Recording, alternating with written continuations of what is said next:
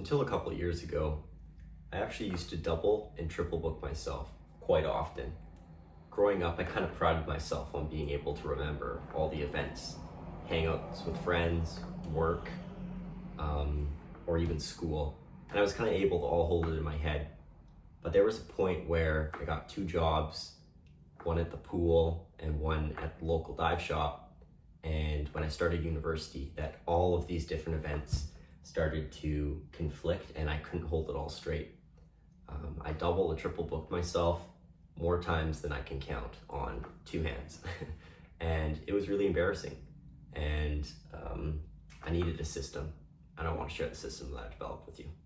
The first system that was recommended to me and I adopted was using a calendar. I had two options. Either I could get a physical calendar, like a day timer, or use something digital. And I opted for a digital calendar. Because I carry my phone in my pocket all the time, I just use the native Apple Calendar and or Google Calendar, whatever works. There's Google Calendar, Apple Calendar, Microsoft equivalent.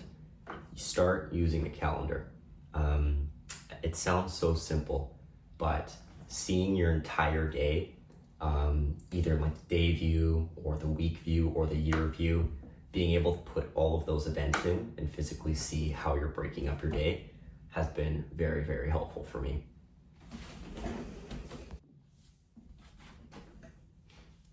Having a calendar actually solved quite a few of the problems that I had when I was double and triple booking myself.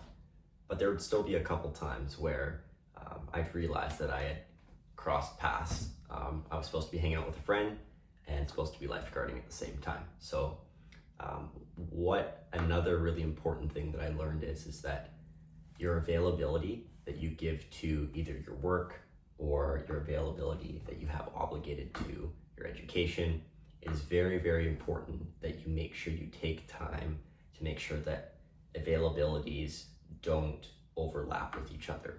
For instance, at the beginning of the year, the pool that I work at, they ask us to share our availability for what shifts we'd like and when they could call us into work. And the first couple of years, I didn't really think too much about the availability that I had set.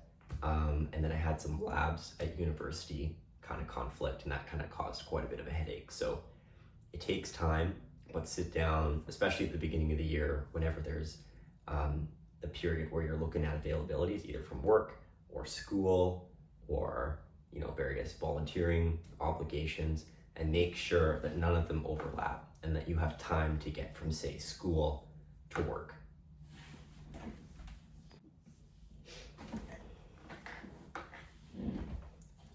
Another really important thing that I learned was it's really important to know what your schedule is before you say yes to something. I think when you're young, it's important to say yes to a lot of different opportunities because you never know, who you might meet or the connections that you might make. So I used to say yes to a lot of things. Yes to volunteering, yes to assisting with the startup organization, yes to hanging out with friends, and building connections. And now, before I say yes, I say, give me a moment, pull up my phone, check my calendar, see if I have any conflicts. And there might not even be a direct time conflict, but if I have a lab for 3 hours in the afternoon, I'm not gonna, drive 45 minutes away to go hang out with friends because thinking about traffic and those sorts of things, it's really important. And it'll also make you a more reliable person too. People like people who are reliable and consistent and can stand on their word. And that's something that growing up, I've really wanted to adopt, and creating a schedule and using a calendar has been something that's really helped me be able to do that and to strive towards trying to be consistent. Being able to block out chunks of my day where I'm at school and those non-negotiable commitments have really helped mitigate the double and the triple booking. It's been really helpful. Some smaller things that I thought I'd mention as well. A lot of jobs now, especially if they use electronic scheduling, they actually have like a URL code you can actually input into your calendar. and it'll auto update your shifts. Even for garbage and recycling, I actually have a code from our city, and I end up putting that in, and it's able to tell me, you have compost or something like that today. So it's really cool thinking about how you can automate your calendar to help you out the most and give you reminders. Mine even has the option to put in birthdays and those sorts of things. So I don't really miss any of my friends' birthdays because I see, it's my brother's birthday. I actually know when his is, but I get the reminder anyways. Using a calendar has been great because it helps with consistency. I've made a couple different mistakes when scheduling that I thought I'd mention as well. And I'm actually still learning and trying to refine the process of scheduling and using a calendar effectively. One of the things that I found is not helpful is overscheduling. When I see that I have a certain amount of time in the day, often I'm overly ambitious and I think I have X, Y, and Z that I want to get completed today, and I'll schedule that into the calendar using pretty conservative time metrics. I'd say I want to get half an essay done in an hour, when by the time I'd actually sit down at my computer and open up the document, I'm already 20 minutes in, right? So there's kind of that line between you schedule the non-negotiables and you schedule every single thing you'd like to do in. I kind of lean away from scheduling every single tiny little thing I'd like to do. I start with the big non-negotiables like work, school, and volunteer commitments, the things that I have to be there for and I need to be present there, right? Like if you don't show up to work, you risk losing your job, right? You don't show up to class when there's a test, that affects your grade. Those are non-negotiable important things. And the degree to which I kind of layer in other things, like say I have an essay due, sometimes I'll time block it into my calendar and sometimes I don't.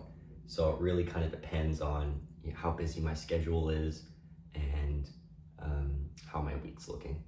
But you can kind of tailor it to whoever you like. To conclude the video here, how I stopped double and triple booking myself was by simply using a calendar and putting in those non-negotiable things like school, work, volunteer commitments, and family things. Putting those into the calendar really eased the cognitive burden of having to remember everything that I was doing with my time, and gave me a lot of freedom to be able to decide if something that came up, if I wanted to even do that.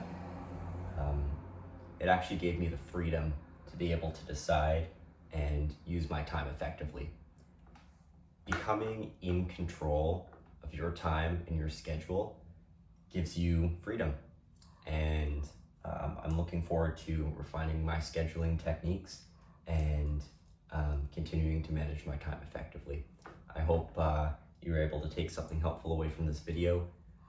And if you're a younger viewer watching this, a teenager or someone who's kind of just started working, I hope that implementing these techniques will save you a lot of headaches in the future, and it'll get you ahead of quite a few people. So have a great day. Bye.